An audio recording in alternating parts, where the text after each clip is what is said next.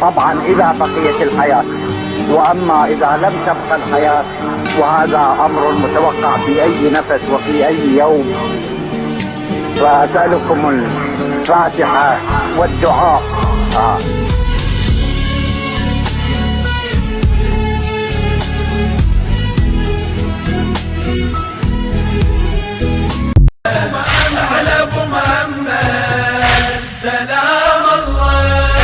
سلام الله على الناطور، صدرنا الماء نشف جرحه، طوال الليل أظل ألطم، وشد الليل ويصبحه، وادق صدري على صدر الدين، انت الدين يا صرحه، سلاما يا ظلم مذبوح، ذبحه وفوقك الفرحه.